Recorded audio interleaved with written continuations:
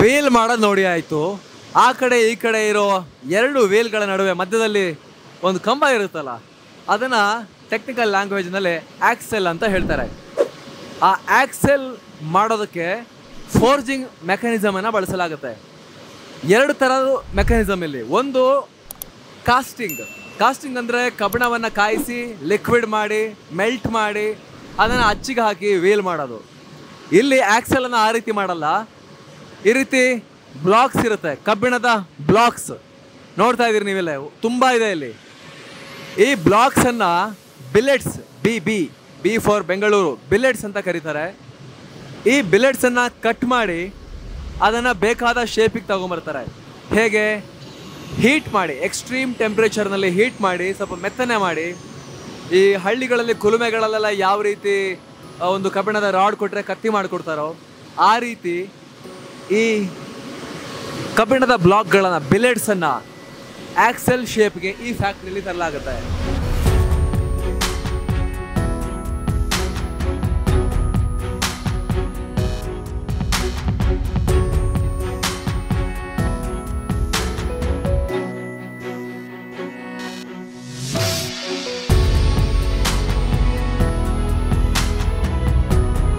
ಇಷ್ಟು ದೊಡ್ಡ ದೊಡ್ಡ ಬ್ಲಾಕ್ಗಳನ್ನು ಲಿಫ್ಟ್ ಮಾಡೋಕ್ಕೆ ಎಲೆಕ್ಟ್ರೋ ಮ್ಯಾಗ್ನೆಟಿಕ್ ಏನು ಹೇಳ್ತಾರೆ ಅದಕ್ಕೆ, crane EOT crane, electro magnetic ಕ್ರೇನ್ಗಳನ್ನು ಬಳಸಲಾಗುತ್ತೆ.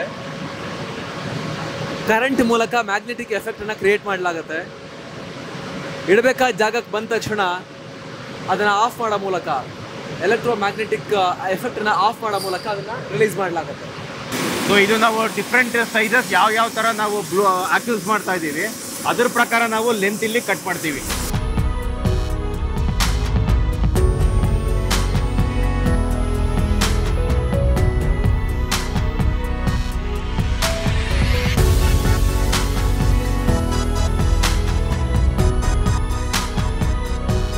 Rotary earth furnace. ಇಲ್ಲಿ ಏನಂದ್ರೆ ಈ ಗಟ್ಟಿ ಬ್ಲೇಡ್ಸ್ ಇವಾಗ ಏನಾಗುತ್ತೆ, ಇಲ್ಲಿ ಇದು ಚಾರ್ಜಿಂಗ್ ಸೈಡ್, ಇಲ್ಲಿ ಚಾರ್ಜ್ ಆಗಿ ಇದು it has to pre heat before we force. So forging temperature ಬರೋದಕ್ಕೆ ನಾವು ಇದನ್ನ ಫಸ್ಟ್ ರೋಟರಿ ಫರ್ನೆಸ್ ಅಲ್ಲಿ ಬಿಲೆಟ್ಸ್ ಎಲ್ಲ ಹೀಟ್ ಮಾಡ್ತೀವಿ at temperature of 1200 degree centigrade, between 1185 to 1200. 1185 ಇಂದ 1200 between that range.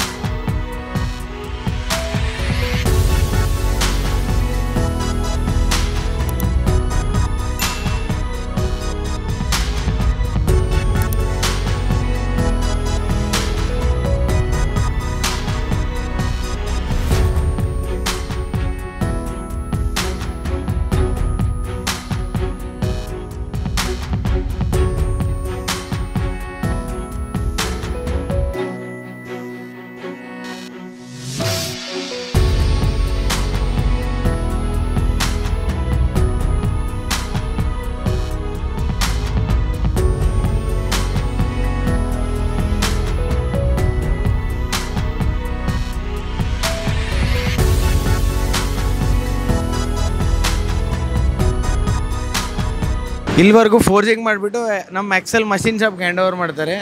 Excel machine ಶಾಪಲ್ಲಿ ನಾವು ಫೋರ್ಜ್ಡ್ ಎಕ್ಸೆಲ್ನ ಫಿನಿಶ್ಡ್ ಎಕ್ಸೆಲ್ ಆಗಿ ಮಾಡಿಬಿಟ್ಟು ನಾವು ಅಸೆಂಬ್ಲಿಗೆ ಹ್ಯಾಂಡ್ ಓವರ್ ಮಾಡ್ತೀವಿ. ಓಕೆ ಹೋಲ್ ಮಾಡ್ತಾರೆ ಈ ಥರ. ಇದರಲ್ಲಿ 3 operation: required length, we will achieve required length, and then we will do this cup turning. Excel will be holding on this cup turn part in rough turning operation. And then centering also will be done here. 3 operations. Next UT end-to-end testing ಮಾಡ್ತಾರೆ ಇಲ್ಲಿ. Using this machine. Correct ಆಗಿದೆಯಲ್ವಾ ಅಂತನಾ? ಒಳಗಡೆ ಏನಾದರೂ radial defect ಇದೆನಾ ಇಲ್ಲ ಅಂತ UT end-to-end testing ಮಾಡ್ತಾರೆ. ಇಲ್ಲಿ 4 ಕ್ಯಾರೇಜಸ್ ಇದೆ.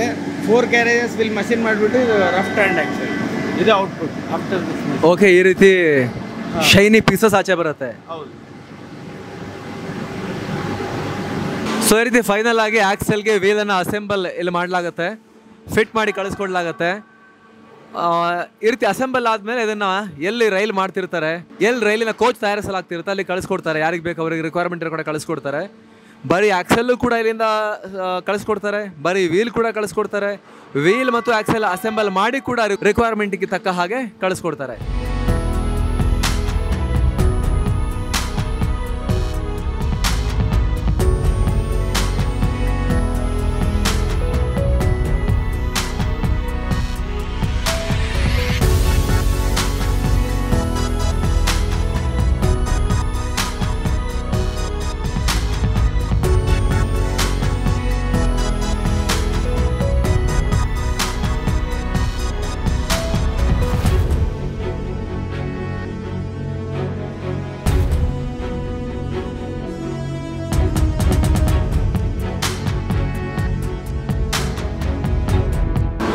ಸ್ನೇಹಿತರಲ್ಲಿ ವೀಲ್ ಮಧ್ಯೆ ಇರೋ ಹೋಲ್ ಮತ್ತು ಆಕ್ಸೆಲ್ನ ಸೈಜ್ ಇದೆಯಲ್ಲ, ಆಕ್ಸೆಲ್ ಸೈಜ್ ಆ ಹೋಲ್ಗಿಂತ 0.2 mm ದಪ್ಪ ಇರಬೇಕು, ದೊಡ್ಡ ಇರಬೇಕು. ಸೊ ಟೈಟಾಗಿ ಕೂರ್ಲಿಕ್ಕೋಸ್ಕರ 0.2 mm.